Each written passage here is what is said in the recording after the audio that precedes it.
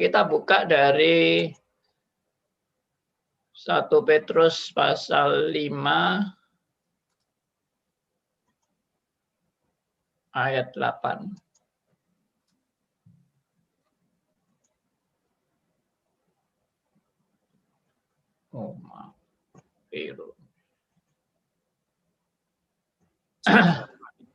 Ya, silakan. 1 Petrus 5 ayat yang ke-8. Sadarlah dan berjaga-jagalah.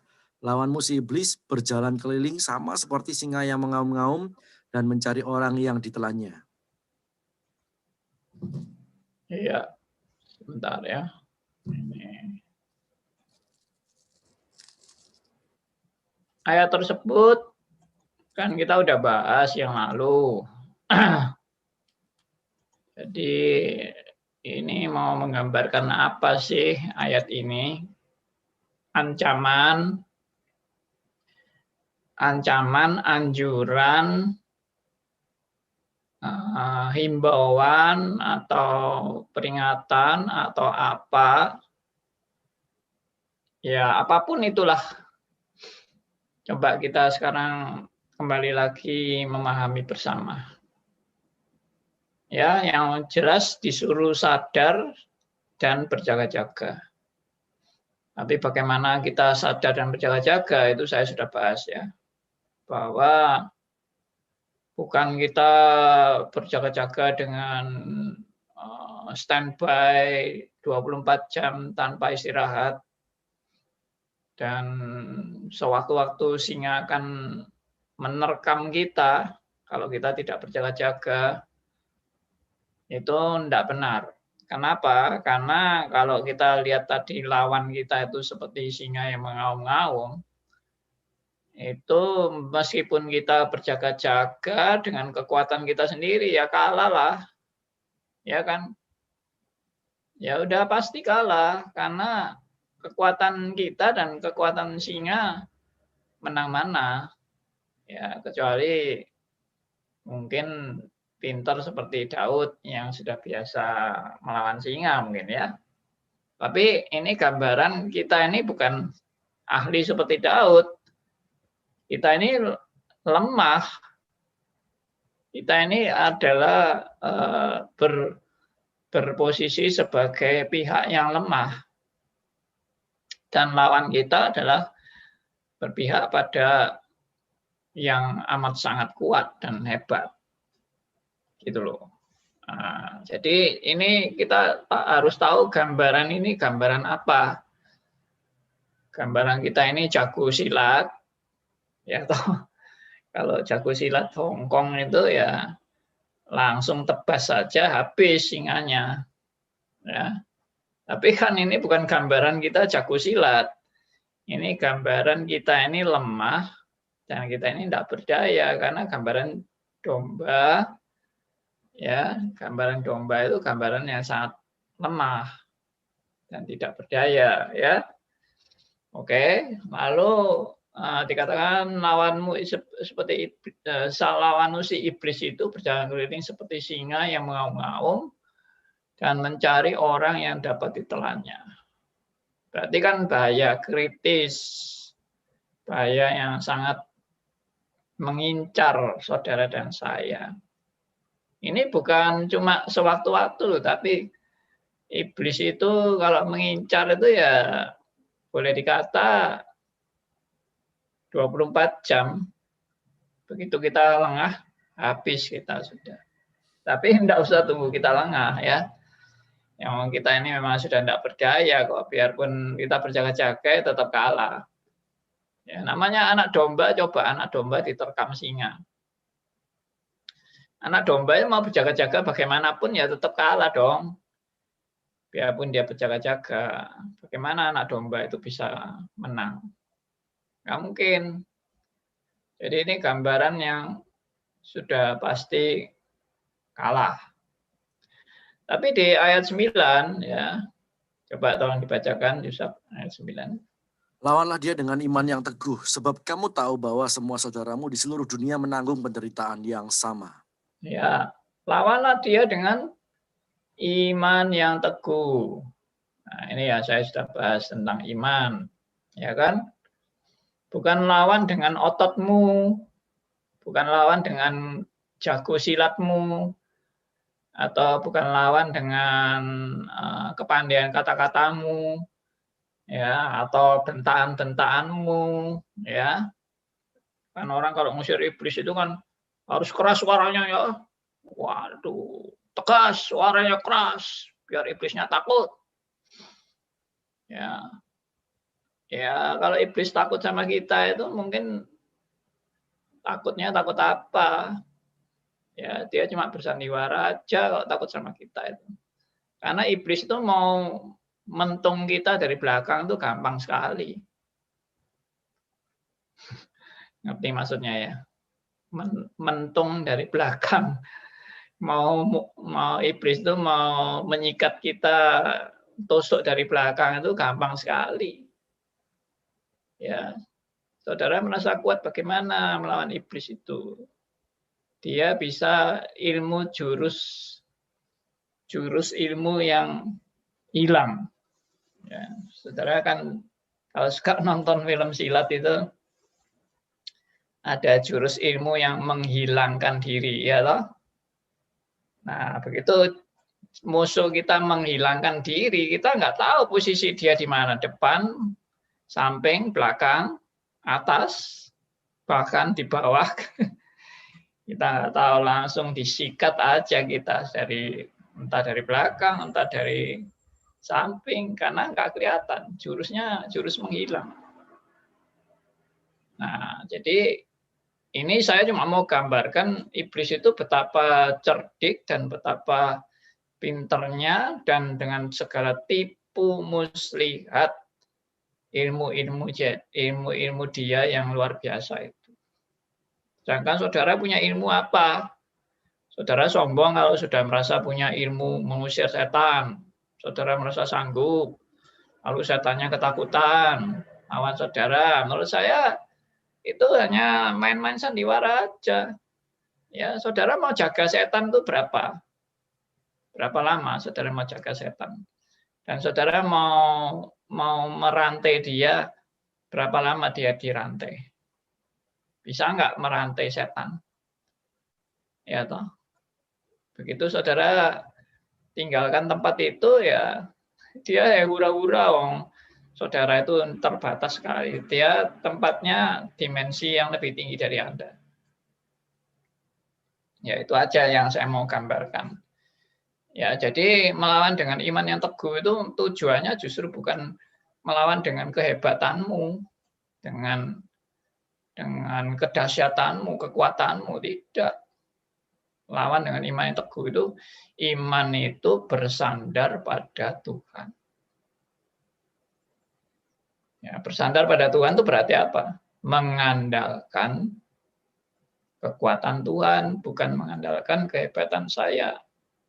Mengandalkan kekuatan Tuhan. Mengandalkan kekuatan Tuhan berarti bukan saya, tapi Tuhan. Ya, saya nggak bisa apa-apa. Kalau saya seperti ilustrasi saya dulu ketemu waktu saya masih kecil, yang mau dikeroyok anak-anak remaja itu, saya lari kan. Ya, saya kalau berhadapan dengan iblis, saya pilih lari aja. Lari kepada Tuhan maksudnya. Bersandar pada Tuhan dan minta perlindungan Tuhan. Ya, bukan saya akan hadapi dia, akan sikat dia. Ya, enggak, saya enggak mau kok berhadapan dengan setan. Saya hanya mau lari kepada Tuhan. Nanti saya tunjukkan ayatnya. Bahwa semua saudaramu di seluruh dunia menanggung penderitaan yang sama. Nah itu, iman yang teguh itu iman yang bahkan siap menderita. Iman yang teguh itu adalah iman yang, tanda petik, bahkan siap untuk dikalahkan. Tanda petik ya, dikalahkan. Kenapa saya katakan siap dikalahkan? Karena semua saudaramu di seluruh dunia itu menanggung penderitaan yang sama. Dan semua saudaramu yang di dunia yang menanggung penderitaan itu, mereka banyak yang mati sebagai martir. Itu yang saya bilang, siap tanda petik dikalahkan. Mati sebagai martir itu sepertinya dikalahkan. Sepertinya. Ya kan, mati. Kamu mati. Kamu melawan iblis dan kamu mati. Ya, banyak para martir itu mati semua. Ya, kalau saudara dan saya kan belum mati. Kalau sudah mati ya saudara nggak bisa dengar ini kan. Saya juga nggak bisa ngomong kalau sudah mati di sini. Itu bagi orang dunia itu kekalahan, tapi bagi anak Tuhan tidak. Anak Tuhan itu nggak bisa kalah. Biarpun mati. Itu loh. Jadi saudara jangan punya definisi, kalau aku sudah bisa ngusir setan berarti aku menang. Hati-hati. Rasul Paulus pun tidak berhasil mengusir setan. Yaitu duri dalam daging. Ya toh? Rasul Paulus itu kan mau mengusir setan. Ya, sudah 3 kali berseru agar utusan iblis itu mundur daripadaku. Ternyata tidak mundur utusan iblis itu. Malah utusan iblis itu malah bercokol. Malah tambah seru kelihatannya utusan iblis itu. Nah, Rasul Paulus saja tidak berhasil kok ngusir setan. Saudara merasa senang kalau saudara bisa ngusir setan. Malah setan itu dipakai Tuhan demi kebaikan Rasul Paulus. Nah, itu semua sudah saya uraikan. Ini supaya saudara itu pikirannya itu betul-betul komprehensif. Ya, saya ingin saudara itu menangkap spirit yang saya sampaikan. Kita ini selama ini sudah ditipu oleh iblis dengan orang-orang yang bergaya mampu mengusir setan. Lain dengan Tuhan Yesus. Dan lain dengan para nabi. Dan lain dengan para rasul yang saya sudah katakan mereka disertai tanda-tanda karena jabatan mereka. Jadi dalam jabatan-jabatan tertentu ada orang yang disertai tanda-tanda mujizat. Tapi tanda-tanda ini juga bukan menunjukkan mereka yang hebat. Sama sekali tidak.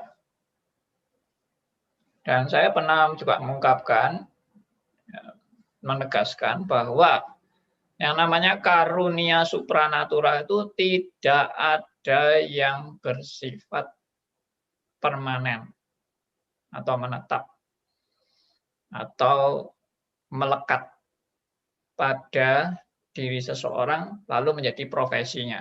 Itu tidak ada. Sekali lagi saya tegaskan. Kalau kita melihat secara keseluruhan Alkitab, maka karunia supranatural itu tidak ada yang melekat pada seseorang atau menetap atau permanen. Sifatnya adalah diberikan secara insidentil dan tidak menjadi profesi. Itu sudah rumus paten melihat keseluruhan Alkitab. Dan yang tadi saya bilang, 3 jabatan yang diberikan ciri-ciri tanda-tanda karunia supranatural, itu hanya 3 itu. Dan saudara dan saya bukan termasuk di 3 jabatan itu. Jadi dengan demikian yang namanya kemampuan untuk Anda bisa melakukan supranatural itu hanya insidentil kalau Tuhan mau pakai. Ini pun mungkin orang reform beda-beda, karena ada orang reform yang sudah nggak percaya sama sekali ada mujizat. Hari ini sudah tidak ada mujizat sama sekali. Jadi mujizat-mujizat itu semua bohongan semua dan tidak benar. Tapi saya masih percaya hari ini masih ada mujizat. Tapi yaitu tadi sudah tidak seperti pada zaman Nabi, zaman Rasul, dan tentunya pasti tidak seperti Mesias. Kalau ada orang-orang ngaku hari ini bisa melakukan mujizat seperti Mesias, seperti Nabi, seperti Rasul, maka itu pasti bukan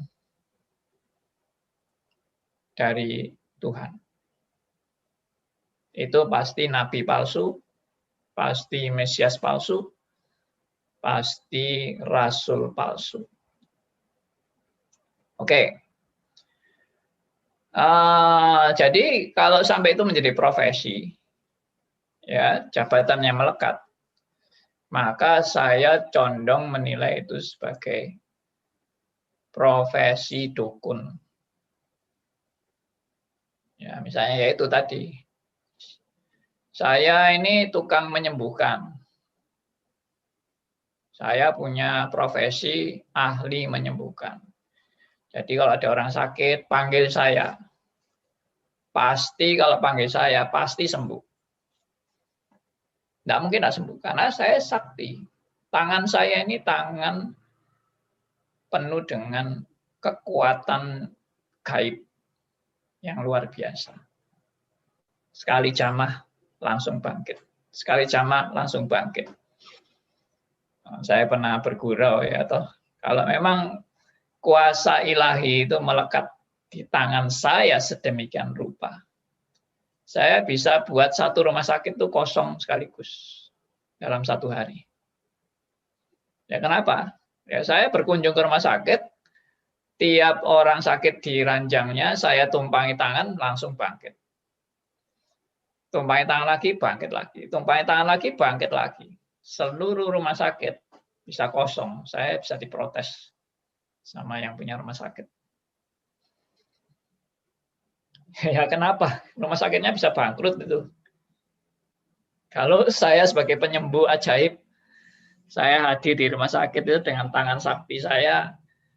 Nah, itu ilustrasi aja supaya Anda ikut berpikir bahwa karunia supranatural itu tidak lalu melekat pada saya, dan saya bisa dengan seenaknya aja menyembuhkan orang.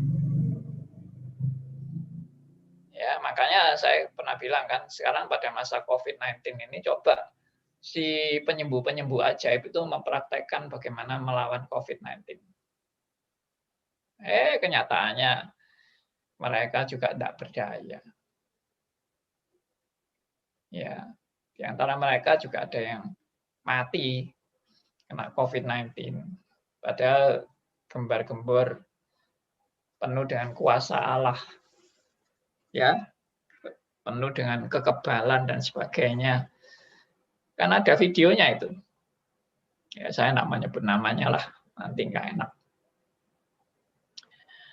Oke, jadi saya bukan dukun yang punya profesi ahli menyembuhkan. Atau ada yang kemarin saya kasih ilustrasi, ahli mendatangkan kekayaan. Saudara-saudara yang miskin, semua datang ke saya doakan. Langsung nanti kaya raya. Saudara yang tidak punya jodoh, ya toh, mungkin Yusak itu ahlinya itu. Bisa mendoakan orang tidak punya jodoh, langsung dapat jodoh. Saking saktinya itu. Ya toh, langsung didoakan, besoknya sudah langsung dapat jodoh itu. Karena sakti, doanya sakti. Yang ngusir setan, sakti juga kan, dapat panggilan, ngusir setan. Ya maaf, saya harus melihat ini secara betul-betul komprehensif dan benar-benar secara konsisten. Ya saya kan pernah cerita kan, bagaimana ada teman saya yang cerita tentang bagaimana dia itu mendampingi seorang pendeta yang ahli ngusir setan. Itu aja sudah dibohongi. Ya. Saya ceritakan lagi ya, mungkin sudah lupa ceritanya itu. Jadi ini dulu mantan murid saya ya, tapi sekarang kan dia sudah istilahnya sudah jadi orang ya toh. Jadi sekarang jadi teman saya bukan murid saya lagi. Lalu dia cerita kan dia itu kan temannya kerasukan dan dia mengundang pendeta yang ahli ngusir setan. Ya, akhirnya pendetanya datang dan kemudian dia antar pendetanya untuk ke rumah temannya. Lalu di rumah temannya itu mereka sama-sama masuk di kamar orang yang kerasukan itu lalu diusir bareng-bareng mendoakan dan akhirnya keluarlah setan itu. Lalu mereka pulang. Ya, singkat cerita itu ya. Lalu berapa bulan kemudian katanya umat lagi orang yang kerasukan ini katanya kerasukan lagi begitu. Ya, dan pada waktu orang ini kerasukan ya dia undang lagi itu pendeta ahli itu ya. Ini sudah saya ceritakan dulu ya, tapi enggak apa-apa saya cerita lagi. Ya undang lagi pendeta ahli ngusir setan itu. Lalu diantar lagi ke rumahnya, lalu sama-sama mau masuk kamar, tahu-tahu pendetanya bilang gini, kamu tidak usah masuk kamar, kamu tunggu di luar aja. Nah, dia kan heran, loh kenapa kok aku nggak boleh masuk kamar? Ya toh, dulu kok boleh, sekarang kok nggak boleh. Tapi singkat cerita, setelah dia ngusir setan itu, lalu mereka pulang. Di dalam perjalanan, lalu si teman saya ini tanya, loh Pak Pendeta, kenapa kok saya tidak boleh masuk kamar sama-sama ngusir setannya? Lalu Pak Pendetanya cerita, wah itu dulu ya waktu saya ngusir setan yang waktu pertama kali itu. Setannya waktu keluar itu, dia mau menerkam kamu katanya. Ya. Wah, ngeri sekali itu menerkam kamu, bahaya sekali kamu kalau ikut masuk itu. Ya, makanya saya suruh kamu tinggal di luar kamar maksudnya. Jangan ikut. Nanti kamu bisa diterkam sama setannya. Oh. Nah, terus teman saya ini kan cerita sama saya toh, langsung sama saya ketawa langsung saya bilang sama dia, kamu itu sudah dibohongi sama pendeta itu. Atau paling tidak pendeta itu dibohongi sama setan. Loh, dibohongi bagaimana Pak? Lah iya, katanya waktu setannya keluar, setannya mau nerekam kamu kan. Makanya kamu disuruh tunggu di luar kamar. Lah apa kalau kamu di luar kamar tuh kamu lebih aman? Ya toh, karena setannya kan bisa tembus tembok. Nah, begitu setannya keluar, lihat kamu sendirian di luar, kamu diterkam. Bapak pendetanya enggak tahu malahan kalau kamu diterkam setan. Saya ketawa-ketawa sambil menjelaskan itu. Lalu dia bilang, iya Pak, saya kok enggak mikir gitu ya. Saya pikir ya betul juga, saya di luar kamar tuh lebih aman daripada di dalam kamar. Nah, iya. Wong iblis itu bisa di mana-mana, dia enggak tergantung pada tembok-tembok kamar kok. Kamu merasa di luar kamar malah justru tambah enggak aman karena pendetanya enggak tahu kalau iblisnya bisa nerekam kamu di luar. Nah, itu. Itu cara berpikirnya aja sudah keliru. Akhirnya teman saya ini sekarang sudah enggak mau ngundang lagi katanya sejak saat itu. Sejak dapat penjelasan dari saya, dia enggak mau undang lagi pendeta itu. Nah, jadi itu juga permainan-permainan iblis itu. Seolah-olah bisa diusir, seolah-olah kita menang, ya, seolah-olah kita sudah ahli, seolah-olah ini adalah panggilan Tuhan bagi saya. Enggak ada panggilan Tuhan mengusir jadi ahli mengusir setan itu enggak ada. Memang kita bisa sewaktu-waktu dihadapkan kepada orang yang kerasukan dan bisa juga kita pada waktu itu juga melakukan pengusiran, tapi tentunya dengan yang tadi saya bilang prinsip-prinsip bersandar pada Tuhan itu. Ya, lalu sudah. Jadi singkat cerita itu sudah hal seperti itu pasti tidak benar. Ya, tidak ada itu yang bersifat ahli mengusir setan, ahli menyembuhkan, ahli cari kekayaan, ahli cari jodoh dan sebagainya. Itu omong kosong semua. Ya, terus juga ada itu sekarang, bukan sekarang, dari dulu ya. Apa itu? Doa pelepasan. Ya. Wah, kamu ini punya roh pejina ini. Harus dilepaskan dari roh pejina. Ya, nanti ada roh pemarah, dilepaskan dari roh pemarah. Ya, lalu ada roh dengki, dilepaskan dari roh dengki. Wis pokoknya dosanya apa ya dilepaskan semua sudah. Sehingga bisa bersih tanpa dosa. Wow, hebat sekali. Ya, enak loh kalau bisa dilepas-lepaskan gitu. Betul nggak?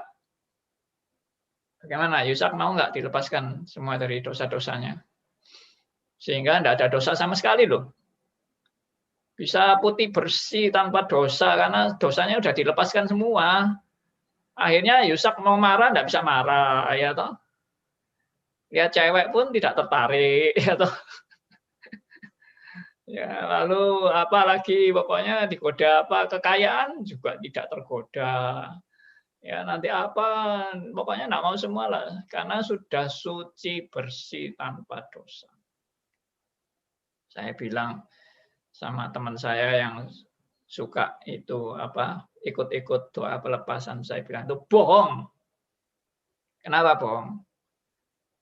Nah, kalau orang bisa dilepaskan semua gitu ya enak aja.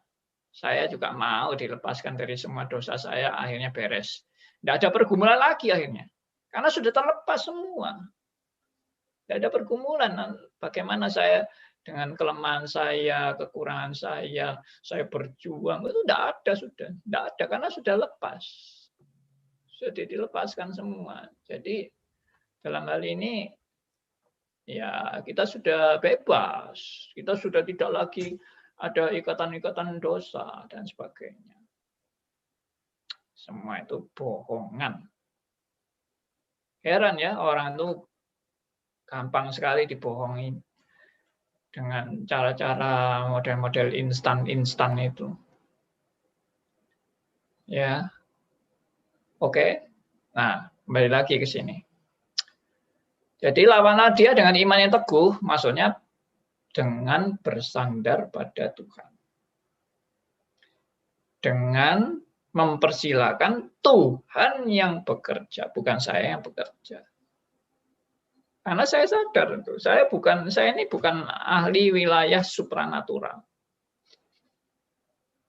Wilayah supranatural itu bukan wilayah saudara dan saya.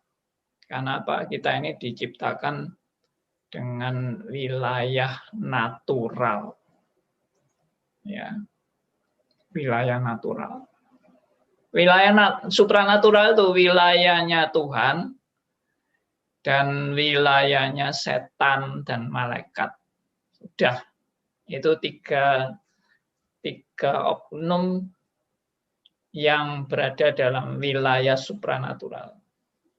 Ya, Tuhan sendiri, Allah Tritunggal, setan dan malaikat. Saudara dan saya ini wilayahnya wilayah natural. Jangan mau niru-niru, Anda bergaya mau menguasai supranatural. Itu dibohongin lagi. Seorang tokoh karismatik, saya pernah dengar sendiri dari omongannya dia. Cuma saya kok tidak rekam waktu itu. Ya, tokoh karismatik ini mengajarkan gini, saudara-saudara, kuasa Tuhan itu tidak perlu kita minta lagi. Saya ulangi ya, omongannya dia ini. Saudara-saudara, kuasa Tuhan itu tidak perlu kita minta lagi. Kenapa? Karena Tuhan sudah menyerahkan kuasanya kepada kita. Kenapa? Karena Tuhan sudah menyerahkan kuasanya kepada kita. Jadi kita tidak perlu minta lagi kuasa Tuhan karena kuasanya sudah diserahkan pada kita. Jadi tergantung kita sendiri mau menggunakan kuasanya atau tidak. Hebat ya? Kita tidak perlu lagi minta-minta kuasa Tuhan. Karena kuasa Tuhan sudah diserahkan kepada kita. Dan tinggal kita saja yang mau menggunakan atau tidak. Kuasa Tuhan itu hebat sekali. Kuasa Tuhan ada di tanganmu sekarang, bukan di tangan Tuhan. Dan bagaimana kuasa Tuhan yang di tanganmu? Kamu yang bisa mengendalikan kuasa Tuhan itu. Hebat sekali. Kuasa Tuhan ada di tangan kita. Dan kita yang mengendalikan kuasa Tuhan untuk kita mau pakai atau tidak mau pakai. Tergantung kita. Luar biasa. Bagi saya ini benar-benar permainan ajaran yang menyesatkan. Ya, saya tentunya agak kritis di sini karena saya ini melihat begitu banyak orang-orang yang sudah ditipu dan merasa dirinya punya kuasa supranatural. Orang yang seperti itu saya yakin akhirnya yang menumpangi dia itu bukan kuasa Tuhan, tapi kuasa setan. Ya, karena dia sudah berpresupposisi yang keliru. Nanti mungkin muncul pertanyaan-pertanyaan. Bagaimana nabi-nabi yang bisa menunjukkan kuasa supranatural yang hebat. Itu tetap prinsipnya sama. Saya akan jawab dengan prinsip yang sama. Jangan dikira nabi itu yang berkuasa. Jangan dikira nabi itu yang hebat. Nabi itu juga tidak ada apa-apanya. Kalau bukan Tuhan yang menyertai nabi itu. Itu loh.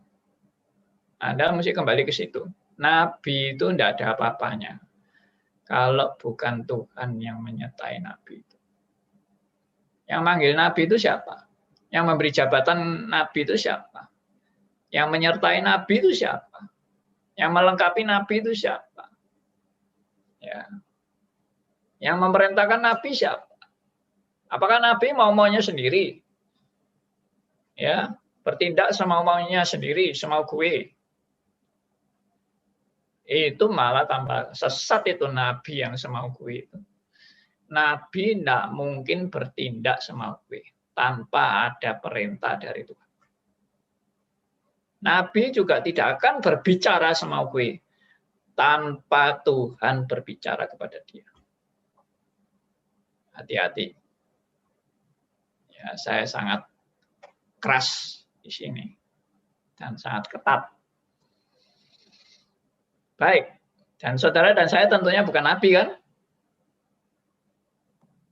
Kita ini adalah umat Tuhan secara general. Hari ini jabatan yang di gereja hanya sisa 3. Itu jabatan gembala, jabatan penginjil, dan jabatan pengajar. Dan itu pun tidak ada tanda-tanda yang menyertai gembala. Tidak ada tanda-tanda yang menyertai penginjil. Tidak ada tanda-tanda yang menyertai pengajar. Tidak ada. Tapi secara umum, orang percaya bisa disertai tanda-tanda dalam hal insidentil. Itu yang tadi saya bilang. Insidentil. Oke, selanjutnya. Ayat 10. Tolong bisa dibacakan ayat 10. Dan Allah sumber segala kasih karunia yang telah memanggil kamu dalam Kristus kepada kemuliaannya yang kekal akan melengkapi, meneguhkan, menguatkan, dan mengokohkan kamu sesudah kamu menderita seketika lamanya. Ya, katakan Allah sumber segala kasih karunia telah memanggil kamu dalam Kristus kepada kemuliaannya yang kekal akan, perhatikan akan ini, akan melengkapi meneguhkan, menguatkan, mengokohkan. Jadi siapa yang sebetulnya kuat? Siapa yang sebetulnya teguh? Siapa yang punya perlengkapan? Itu bukan kita kan. Itu semua adalah dari Tuhan. Artinya sebetulnya kata Tuhan melengkapi, meneguhkan, menguatkan, mengokohkan itu adalah artinya secara keseluruhan adalah penyertaan Tuhan dan pemeliharaan Tuhan. Itu artinya. Saya tegaskan kembali. Arti daripada Tuhan melengkapi, meneguhkan, menguatkan, mengokohkan kamu itu adalah penyertaan dan pemeliharaan Tuhan. Nah, itu kalau kata teologisnya yang lebih canggih itu namanya providensia Allah. Ya, providensia Allah itu lebih dalam dari sekedar menyertai dan memperlengkapi, ya, menyertai, memelihara, ya, lebih dari itu, yaitu menetapkan dalam pemeliharaannya.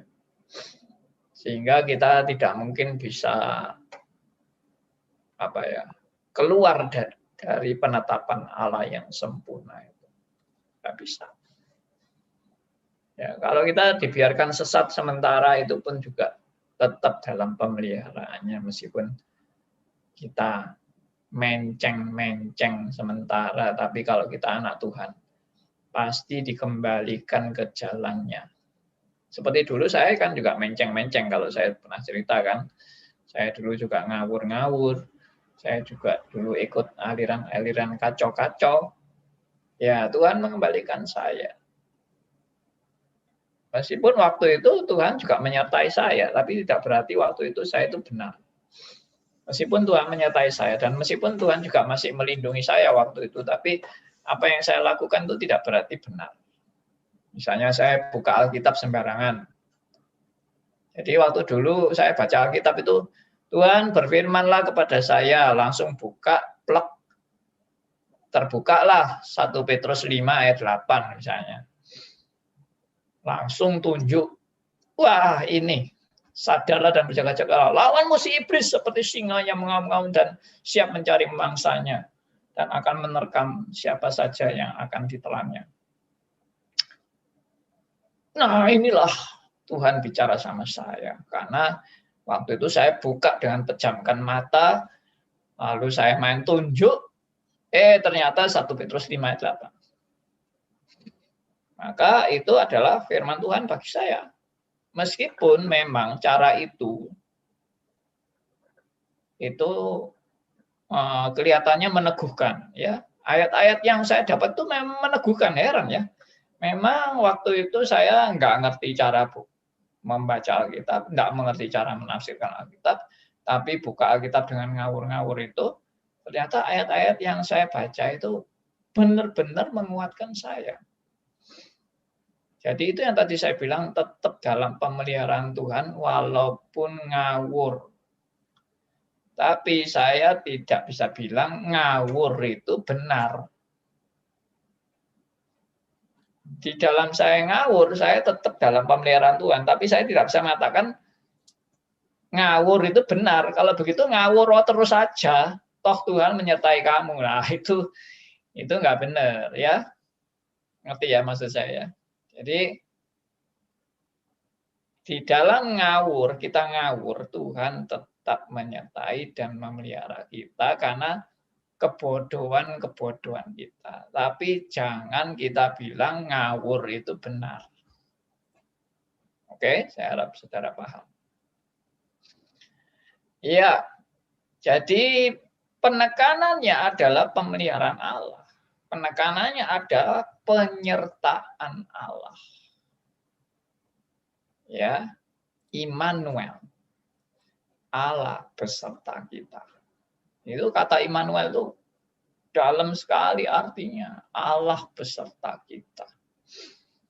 Apapun yang terjadi. Sampai kita mati pun Allah beserta kita. Sampai kita mungkin dibunuh oleh penjahat, Allah beserta kita. Sampai kita kecelakaan, naik pesawat, jatuh, mati, Allah beserta kita.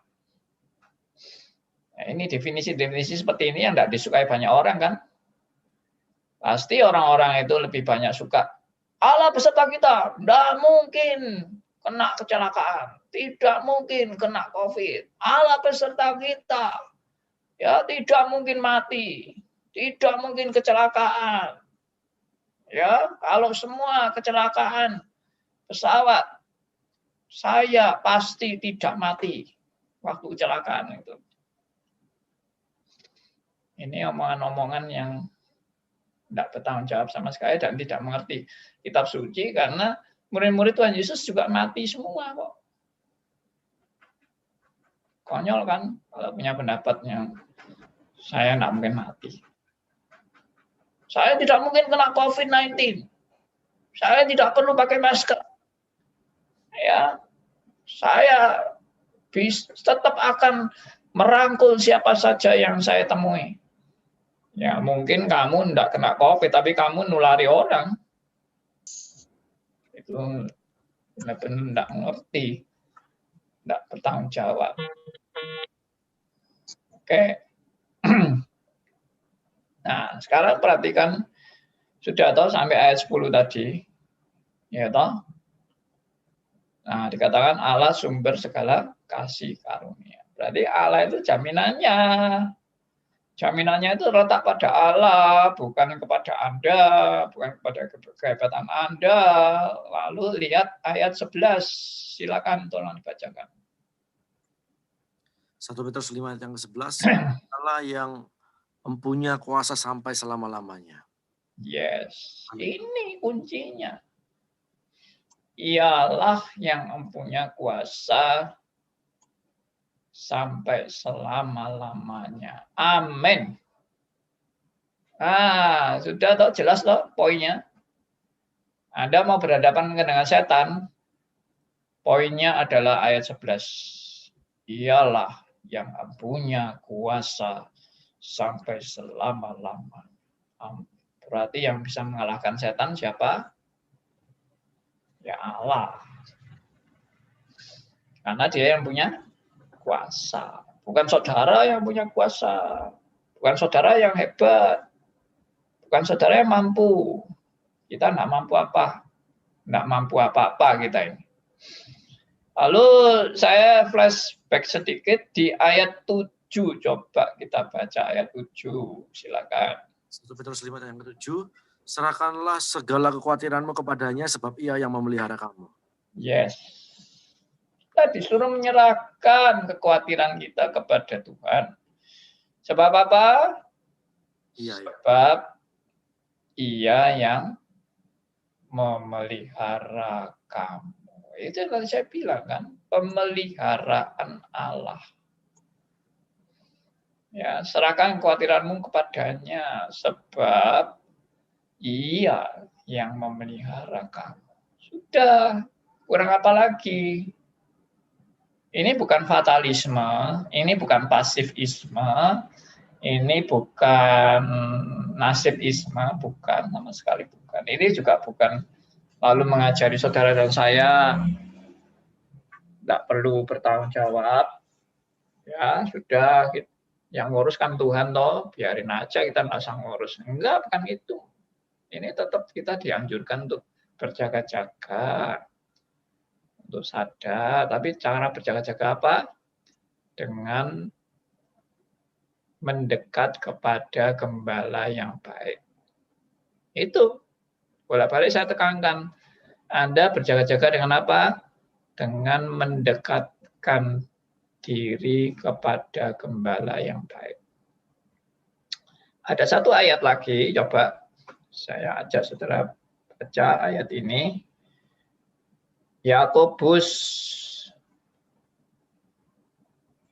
ya, Yakobus 4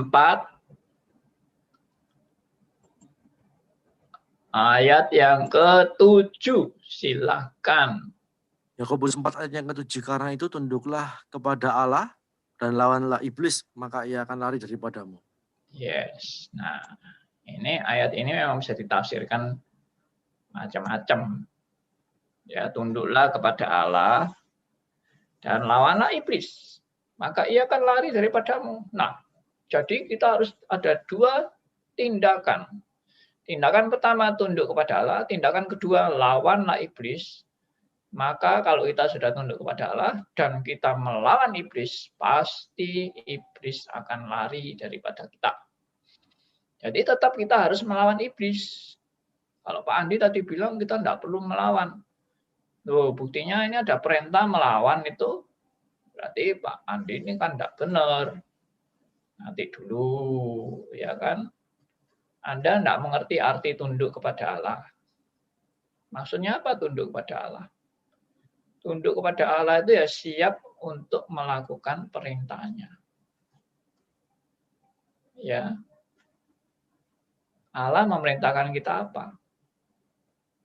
Untuk kita itu mengandalkan kekuatan Tuhan. Jadi yang dimaksud dengan lawanlah iblis itu di dalam ketundukan kita kepada Allah. Jadi bukan ini dua hal yang terpisah, enggak. Ini dalam satu kesatuan, ketundukan. Itu sebetulnya dengan kata lain, dengan kita tunduk kepada Allah, kita sudah bersikap melawan iblis. Apakah ada orang yang tunduk kepada Allah dan lalu itu bukan sikap yang melawan iblis? Tidak.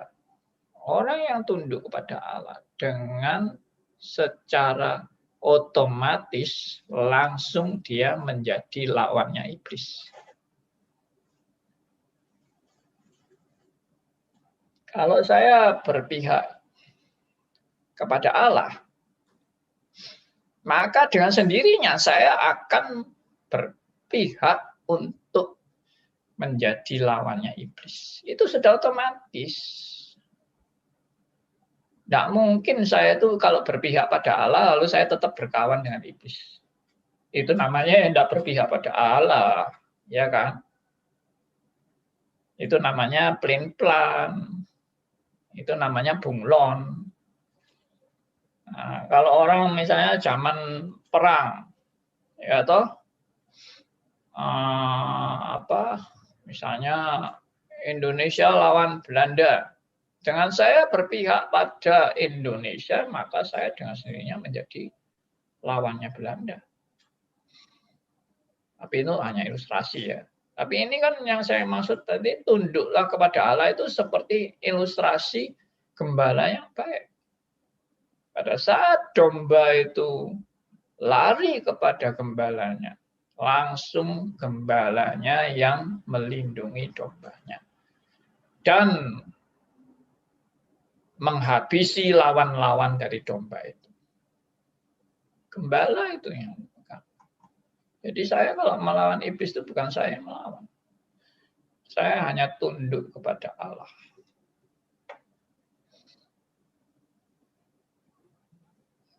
Ada satu kesaksian ya. Ada orang yang disantet sama dukun. Nah, orang yang disantet dukun ini anak Tuhan. Dan anak Tuhan ini tidak ngerti apa-apa kalau dia disantet sama dukunnya. Tapi ternyata dukun yang menyantet anak Tuhan ini, ternyata dukunnya itu sampai gemeter-gemeter, sampai dia terkejut karena santetnya dia langsung gagal. Padahal anak Tuhannya tidak berbuat apa-apa. Anak Tuhan ini tidak cari kesaktian atau tidak bertapa atau puasa atau apa. Enggak. Anak Tuhan ini ya tetap seperti biasa sehari-hari. Dia mengerjakan pekerjaannya sehari-hari. Ya, dia anak Tuhan. Jadi, kok bisa dukunnya itu kok nggak bisa mengalahkan dia. Padahal dia tidak melawan apa-apa. Nah, itu yang saya maksud tadi. Karena anak Tuhan ini dalam perlindungan Tuhan. Biarpun dia tidak melawan secara langsung kepada iblis, tapi kalau dia berpihak kepada Allah, maka dia menjadi lawannya iblis. Karena Tuhan yang melindungi dan Tuhan yang menghabisin si iblis itu. Kalau sampai iblisnya berhasil menyantet dia, itu pun atas dasar izin dari Allah. Ya, atas dasar seperti yang contohnya Rasul Paulus dapat duri dalam daging. Nah, itu. Oke, ayat terakhir. Supaya Anda lebih lega.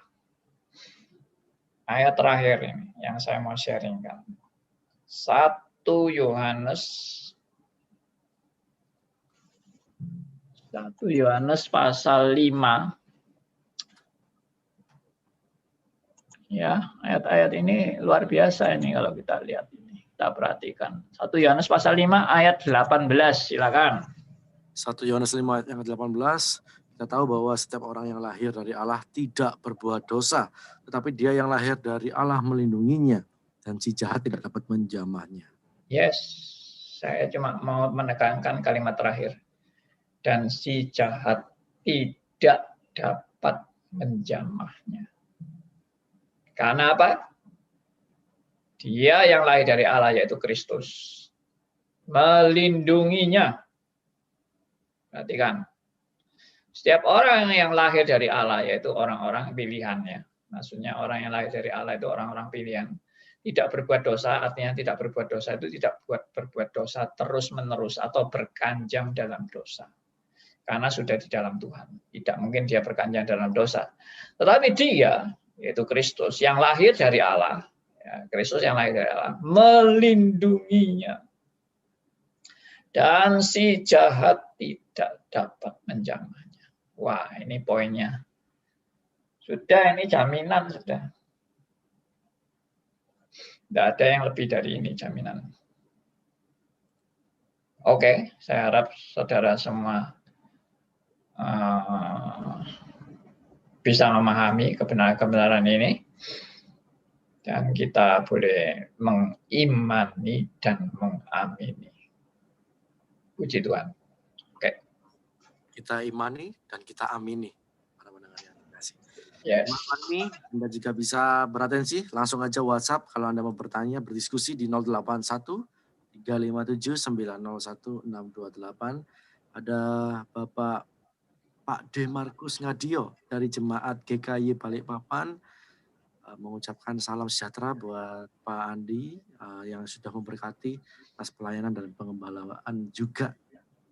Terima kasih. Pak. Ya, terima kasih juga. Buat siapa itu tadi?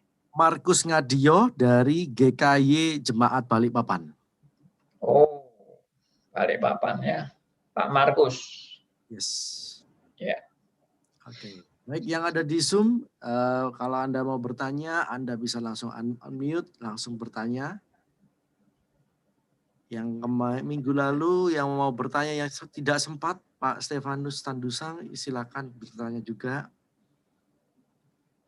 Kalau kita lihat tadi Pak Andi, juga dikatakan ada, kita ini seperti domba, nggak mungkin menang melawan iblis. Karena hanya dengan Tuhan saja ini kita dimampukan. Ya, ada satu kisah yang menarik yang pernah saya baca juga, di mana di Matius maupun Markus mencatat bahwa ketika Yesus menceritakan bahwa bertanya kepada murid-muridnya siapakah dirinya, kemudian ia bertanya kepada Petrus, dan Petrus bilang kalau Yesus adalah Mesias. Kemudian Yesus juga bercerita mengenai kalau dia harus menderita, menang banyak penderitaan, disalibkan dan sebagainya. Kemudian Petrus merasa, wah kok mengalami ini? Kemudian Petrus menegur Yesus dan jawaban Yesus ini menurut saya agak membingungkan. Nyahlah iblis. Jadi Petrus ini dibilang nyala iblis. Jadi apakah Petrusnya jadi iblis?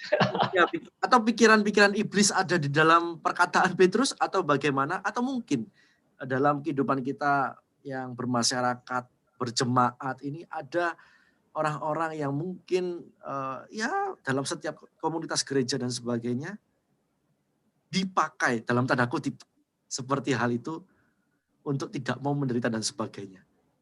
Atau bagaimana menurut pandangan Pak Andi? Ya, itu sebetulnya cukup panjang itu penjelasan perikop itu. Tapi singkat ceritanya adalah bukan berarti Petrusnya jadi iblis, bukan. Tapi Petrus itu menggunakan pikiran logikanya sendiri. Ya. Nah, jadi kalau kita teliti ayat itu dikatakan Tuhan Yesus berkata, kamu bukan memikirkan yang dipikirkan Allah. Kamu hanya memikirkan pikiran manusia. Ya, apa yang dipikir manusia. Dan apa yang dipikir manusia itu pikiran yang dangkal dan bahkan yang menyimpang dari kebenaran Allah. Karena memang manusia kan berpikir yang wajar. Wajarnya apa? Wajarnya orang kalau disertai Allah tidak mungkin menderita. Itu wajarnya. Dan Petrus berpikir wajar itu. Mana mungkin guruku itu menderita? Mana mungkin guruku akan disiksa? Maka mana mungkin guruku akan mati? Ya, dibunuh oleh penjahat-penjahat. Mana mungkin? Tidak mungkin. Dijauhkanlah kiranya ini semua daripadamu. Ya, Tuhan langsung bilang, nyala engkau iblis, engkau menjadi batu sandungan bagiku. Karena engkau tidak memikirkan apa yang dipikirkan Allah, engkau hanya memikirkan apa yang dipikirkan manusia. Nah itu. Jadi itu yang dimaksud, bukan betul-betul si Petrus jadi setan, bukan. Dan bukan berarti Tuhan Yesus itu mengutuk Petrus, tidak. Tuhan Yesus sangat mengasihi Petrus. Sebetulnya Petrus itu cinta sama Tuhan Yesus. Dan omongan Petrus itu bukan omongan yang mau mengkhianati Tuhan Yesus, tidak, sama sekali tidak. Dia sangat cinta kepada Tuhan Yesus. Dia tidak mau gurunya itu sampai dibunuh. Iya kan? Menurut saya itu malah murid yang bagus dong. Kalau tahu gurunya mau dibunuh lalu muridnya langsung membela, itu kan bagus. Mestinya malah dipuji. Mestinya dipuji Petrus itu. Mestinya Tuhan Yesus ngomongnya gini, Petrus, aku terharu melihat cintamu kepadaku. Ya, kamu itu sungguh-sungguh muridku yang setia dan kamu itu sungguh-sungguh membela aku. Aku tahu kamu betul-betul cinta sama aku. Tapi apa boleh buat, aku harus mengalami seperti ini. Itu melankolisnya begitu ya. Tapi Tuhan Yesus bukan terhanyut oleh melankolis itu. Tuhan Yesus langsung menghardik Petrus dan mengatakan, nyala engkau iblis daripada aku. Ya itu tadi. Jadi sebetulnya itu maksud Petrus itu baik, tidak jahat. Tapi yang baik itu ternyata tidak benar. Nah itu banyak orang pikir, maksud saya itu baik loh. Tapi baik itu belum tentu benar. Baik itu bisa salah. Oke? Baik belum tentu benar, Pak ya? Iya. Baik bisa juga salah. Oke. Iya. Saya mau menolong orang lain misalnya. Saya mau menolong orang lain itu baik kan? Menolong orang lain itu kan baik. Ya, ya. Tapi menolong yang menjerumuskan, nah itu namanya tidak nolong lagi, ya kan? Misalnya, ya ini contoh ringan lah. Zaman dulu kita masih SMP itu kan suka contoh-contohan kalau ujian itu. Kamu kasih saya loh ya, jawabannya kasih saya ya. Nah itu kan banyak teman-teman yang mau menolong itu, ya toh. Oh ya gampang nanti tak kasih jawabannya. Ya baik kan? Itu orang baik karena dia menolong kita untuk memberikan jawaban ujian kepada kita. Tapi sebetulnya itu bukan nolong, sebetulnya itu menjerumuskan kita. Untuk akhirnya kita jadi orang malas, lalu nggak mau belajar, lalu hanya mengandalkan dia saja. Nah itu. Baik, tapi salah. Ya. Baik, para pendengar yang terkasih, atau yang ada di Zoom, silahkan kalau mau berargumen, memberikan tanggapan, ya langsung aja unmute. Pak Theodor, silakan Pak Theodor. Ya, terima kasih Pak Yusak. Selamat malam Pak Andi Halim. Malam Pak Theodor. Iya Pak, saya ada 2 poin begini Pak. Sepertinya kalau kita perhatikan Pak di surat 1 Petrus ini singa ini pada konteks metafora ya Pak ya. Iya dong. Karena singa itu kan tidak mungkin dia menelan, dia pasti mencabik-cabik lalu dia iya. Iya. Singa itu yang dimaksud itu singa hanya metafora. gambaran aja. Hanya gambarannya Pak ya. Gambaran. Dan yang kedua gini Pak, ada 1 bentuk dan 2 muatan. Singa di surat 1 Petrus ini singa muatan negatif, artinya iblis. Tapi singa di surat lain, singa Yehuda itu Kristus. Ya. Atau Bapak setuju atau gimana Pak? Ya.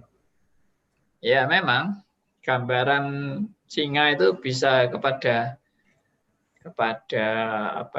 iblis dan bisa juga kepada Kristus, singa Yehuda. Tapi penekanannya beda ya. Kalau iblis itu singa yang siap menerkam anak-anak Tuhan. Kalau singa Yehuda itu menunjukkan kekuatan dan kekuasaan Allah. Ya, Kristus sebagai penguasa dari segala sesuatu. Oke. Oke, terima kasih Pak. Terima kasih Theodor. Ya Pak Andi, terima kasih ya. Intermezzo Pak Andi, Lion King. Lion King. Ya. Raja singa ya Pak. Oke. Ya. Bagi yang mau bertanya silakan atau berdiskusi bersama silakan. Ya tanya sepi-sepi aja ini. Sepi aja ini mungkin ini Pak lagi habis makan-makan ini. Kenyang. Imlek. Kita juga mengucapkan bagi yang merayakan selamat merayakan juga. Iya. Ya ada Ibu Levi. Ada Bu Levi juga ya. Ibu Levi sudah pulang dari rumah sakit, puji Tuhan. Oh, baik. Ya, 1 bulan lebih ya. Mungkin kapan-kapan kesaksian Bu Levi. Boleh kesaksian juga di Iya. malam hari ini. Oke, kalau tadi berkaca mengenai ini Pak ya, seperti domba kita nggak mungkin menang melawan iblis. Tapi kadang-kadang itu kita ini seperti yang tadi saya sampaikan di pagi Pak. Kadang-kadang ini kita berpikir seperti singa Pak. Kita mampu, kita bisa untuk mengalahkan semuanya. Karena Tuhan menciptakan kita. Nah, pemikiran-pemikiran seperti ini kan juga bisa jadi bumerang. Iya. Ya, untuk tahu seperti ini kan kita kadang-kadang butuh ditegur, Tapi kalau nggak mendapatkan teguran kan juga susah juga menghadapi kesombongan dan kencokakan itu. Iya, betul. Jadi saya percaya sebagai anak Tuhan, Roh Kudus itu selalu membimbing kita. Dan kalau kita berada di jalan yang salah, Roh Kudus akan menegur kita. Roh Kudus bisa menegur melalui teman, bisa melalui peristiwa, kejadian, bisa melalui Alkitab, bisa melalui khotbah-khotbah juga bisa melalui kejahatan-kejahatan yang terjadi dalam hidup kita juga bisa. Pokoknya semua hal Tuhan bisa pakai untuk menegur kita supaya kita belajar rendah hati dan tidak sombong. Seperti yang Paulus juga bilang, duri dalam daging. Itu Tuhan juga izinkan terjadi untuk mendidik Rasul Paulus supaya tidak sombong. Ya, dikasih duri dalam daging. Saya sendiri mengalami banyak peristiwa yang membuat saya benar-benar dihajar oleh Tuhan dari kesombongan saya. Ya, yaitu antara lain itu dulu yang saya cerita, saya tidak mau minum obat, ya toh saya merasa diri saya itu beriman cukup kuat dan tidak perlu ke dokter, pasti Tuhan itu memelihara saya dan sebagainya. Itu keyakinan saya waktu itu. Dan memang betul-betul saya tidak minum obat dan betul-betul saya tidak ke dokter, tapi Tuhan menghajar saya melalui terjadinya kecelakaan. Jadi saya benar-benar kecelakaan fatal itu, hampir mati saya karena jatuh dari motor dan kemudian saya pingsan sampai 2 jam. Kepala saya terbentur di aspal dan terbentur tembok, temboknya penjara waktu itu. Ya, saya pingsan 2 jam, tidak bangun-bangun, lalu bangun-bangun sudah lupa semua. Lupa saya ini habis apa, kenapa saya di rumah sakit, tidak ngerti semua saya. Jadi seperti orang hilang ingatan. Yaitu kejadian itu membuat saya akhirnya, saya setelah mulai sadar malah saya kecewa waktu itu. Kecewanya begini, kenapa Tuhan Engkau kok tidak melindungi saya dari kecelakaan? Kenapa Tuhan membiarkan saya mengalami kecelakaan saya? Harus masuk rumah sakit, padahal saya tidak mau ke dokter. Tapi waktu itu sudah tidak berdaya kan? Tidak mau dokter bagaimana? Saya sudah pingsan, saya sudah tidak berdaya. Saya mau menolak dokter ya tidak bisa, ya toh. Dan saya mau menolak obat-obatan ya tidak bisa, harus minum obat.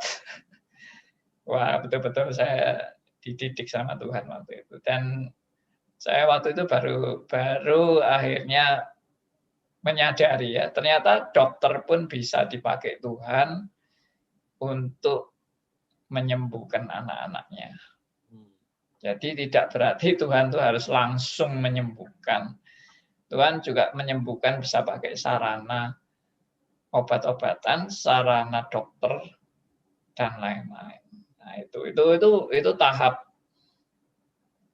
awal Tuhan menghajar saya itu. Waktu saya masih tergila-gila dengan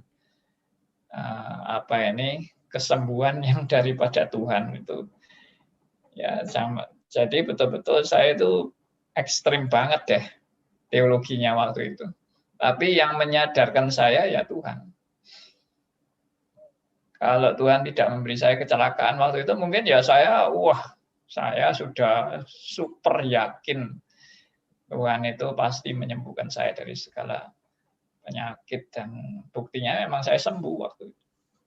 Saya mengalami beberapa kali sakit, saya dengan doa aja sembuh. Bahkan saya mendoakan teman-teman saya yang sakit juga sembuh juga. Itu. Lalu ajaran kedua, ya ini saya sharing lagi. Ajaran kedua, saya mendoakan teman saya sakit. Ya, antara lain banyak yang sembuh juga, tapi yang satu ini saya doakan tidak sembuh-sembuh, ya toh, tidak sembuh-sembuh sampai akhirnya makin lama makin parah. Lalu dalam keadaan makin parah itu kita mengadakan persekutuan doa bersama dan kita berpuasa untuk mengusir penyakitnya. Tidak sembuh juga, bahkan sampai suatu saat di tengah-tengah kita berdoa, teman saya ini pingsan di kamar mandi, ya toh. Sampai pingsan di kamar mandi, wah kita dengar suaranya gedebuk gitu. Wah, ada apa ini? Di kamar mandi dia pingsan sampai sudah tidak berdaya, sampai matanya itu mendelik ke atas. Waduh, kita sudah ketakutan ya. Wah, ini jangan-jangan mati ini. Bagaimana ini kalau mati ya? Mau cepat-cepat bawa rumah sakit. Ternyata di rumah sakit cuma dikasih infus, ya, karena ternyata dia dehidrasi. Ya.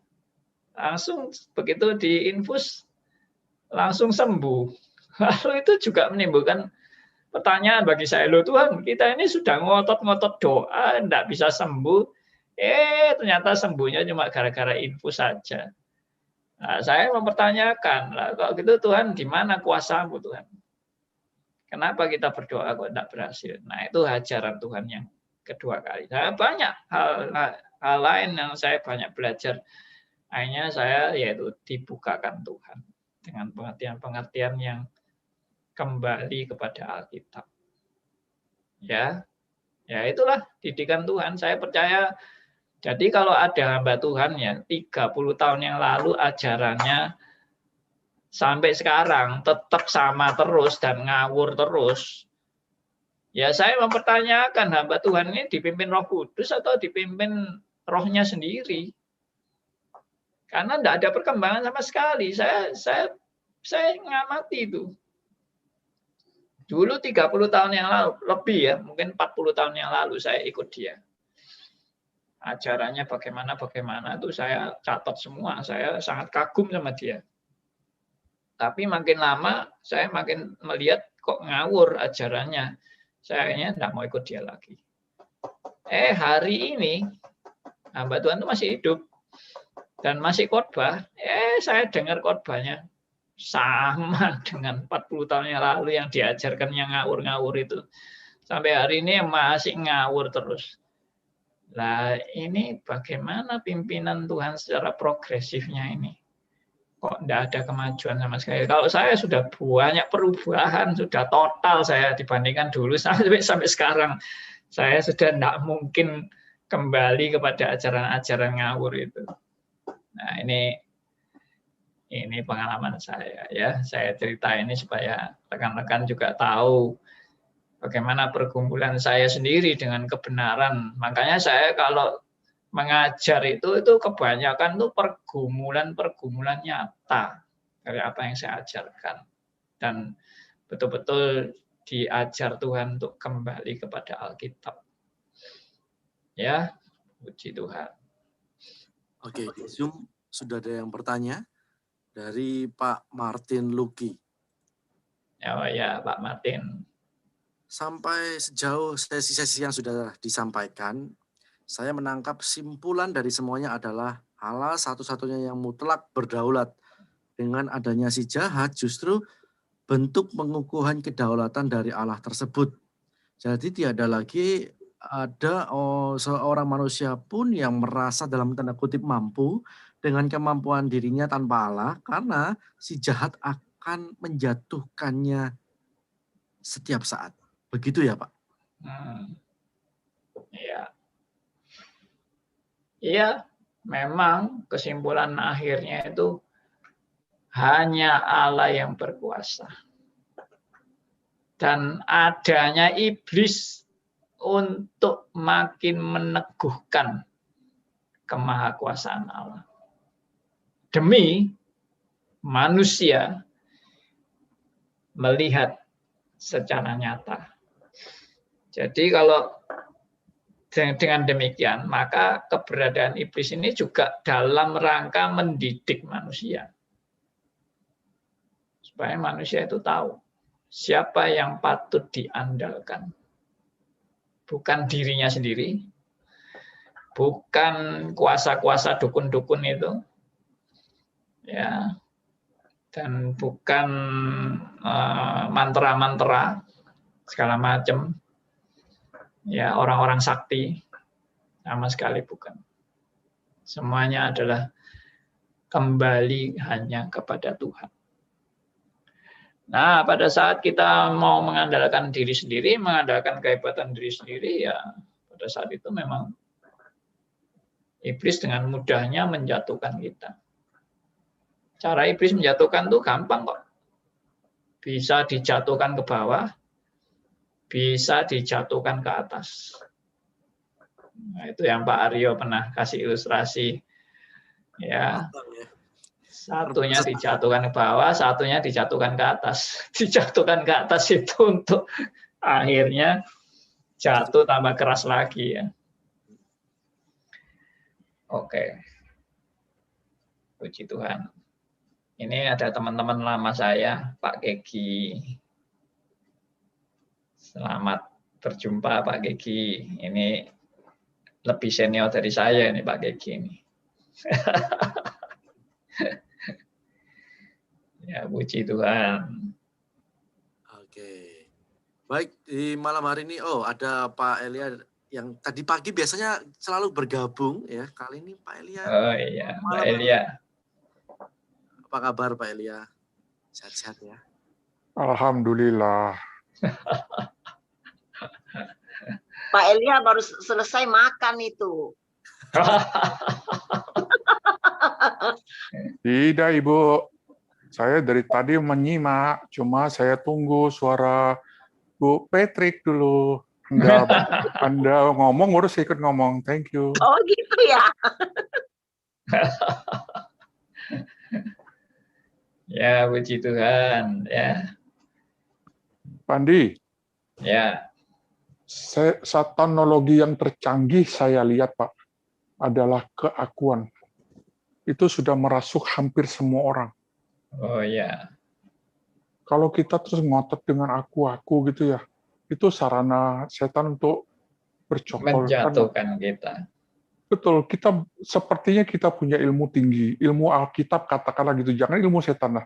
Kalau ilmu setan ya sudah KO sama khotbahnya Pak Andi, mental semua gitu loh. Nah, kita tarik kepada ilmu Alkitab. Ilmu Alkitab. Kalau ilmu Alkitab kita kuasai dan kita ngotot terus, ya kita kejebak sebetulnya dengan dukun pribadi kita masing-masing. Kita punya jimat. Jimatnya apa ya? Itu ayat-ayat itu jimatnya kita menjatuhkan orang, kita bla bla. Saya pikir ke sana ya, karena setan yang tercanggih yang katanya Pak Aryo itu dari Pak Aryo itu ada level ecek-ecek sampai dengan level tertinggi. Level tertinggi ya menurut saya sih, saya baru tadi menemukannya, keakuan gitu ya. Itu aja, thank you. Patrick, gantian Anda, Bu. Terima kasih. Itu enggak bisa jadi satanologi. Kalau keakuan itu termasuk 3 musuh kita itu. Keakuan, aku, iblis dengan dunia. Jadi saya rasa itu tidak bisa masuk satanologi. Itu adalah musuh di dalam diri kita. Musuh manusia itu 3 gitu. Ya. Maksudnya atas koreksinya. Ya, mungkin maksudnya Pak Elia itu maksudnya dengan keakuan ini iblis bisa menumpangi keakuan kita untuk menjatuhkan kita. Lebih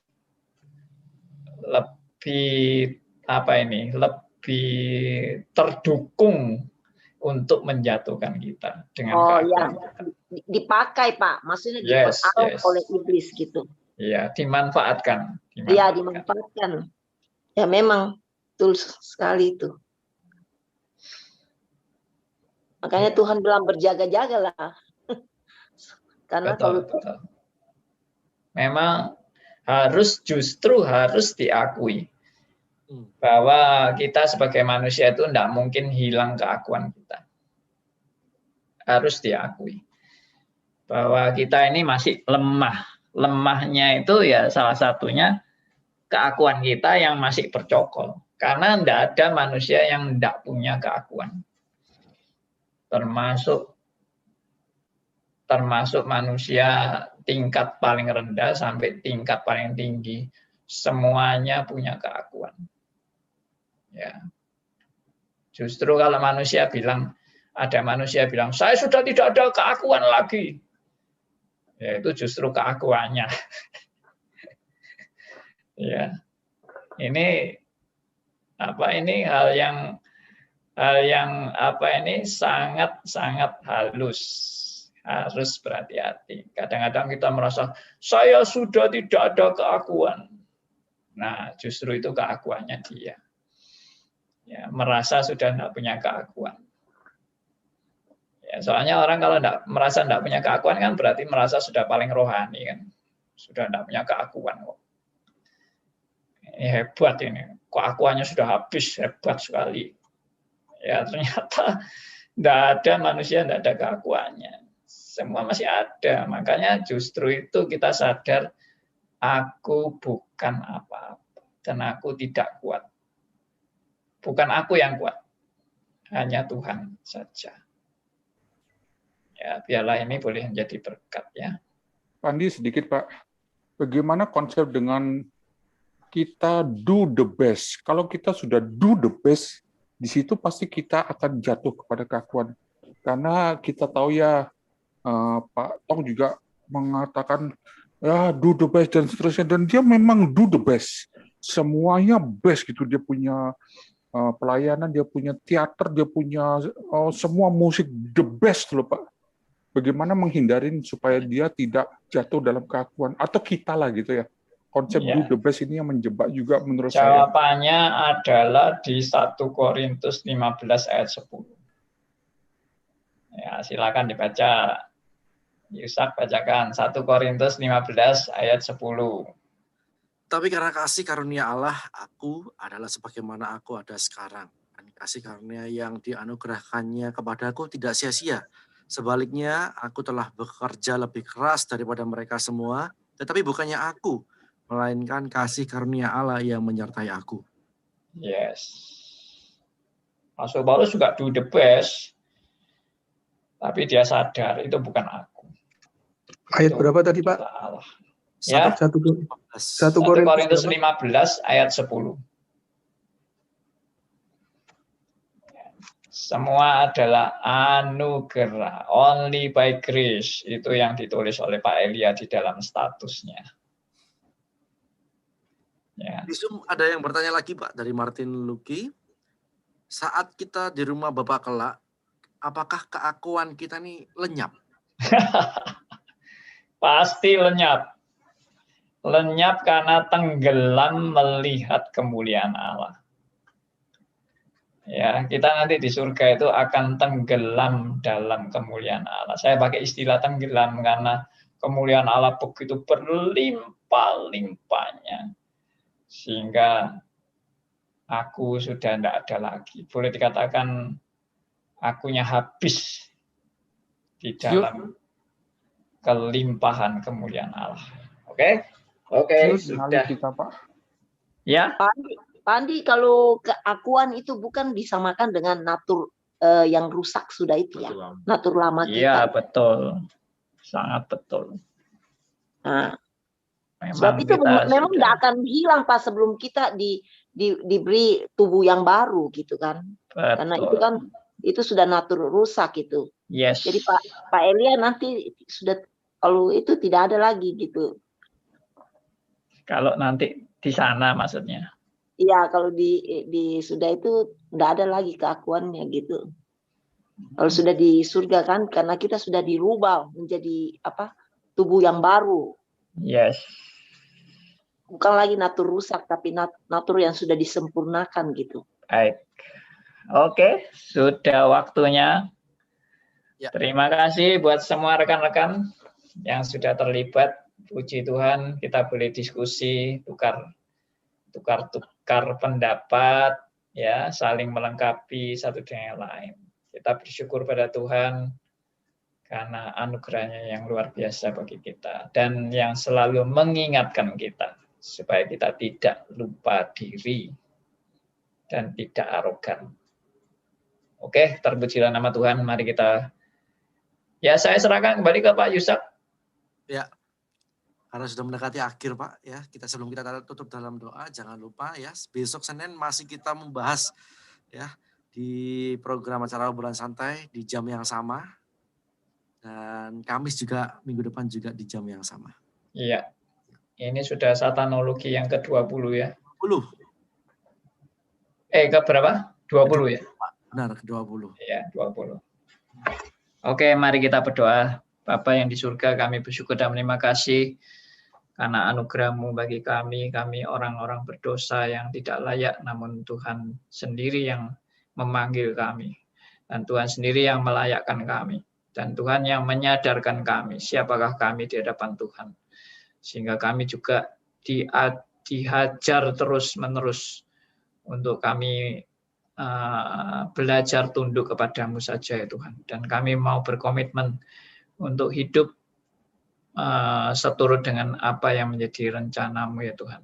Dan kami juga boleh dipakai oleh Tuhan untuk kemuliaan bagi nama Tuhan. Terima kasih untuk hak istimewa yang Tuhan berikan pada kami. Dan terima kasih untuk diskusi-diskusi ini. Terima kasih untuk seri satanologi ini yang boleh memperlengkapi kami dalam perjalanan hidup kami yang sementara di dunia ini. Terima kasih, Tuhan berkati semua rekan-rekan yang yang ikut serta di dalam diskusi-diskusi ini. Tuhan berkati baik yang di Zoom, baik yang di YouTube, baik yang di radio RMC, dan yang lewat website, semuanya Tuhan berkati. Terima kasih untuk alat-alat semua ini juga yang Tuhan boleh pakai menjadi sarana pelebaran kerajaan. Kami serahkan doa kami dan kami serahkan seluruh hidup kami di dalam berkat dan anugerah Tuhan, dalam nama Tuhan kami Yesus Kristus, Tuhan dan Juru Selamat kami yang hidup. Kami berdoa. Amin.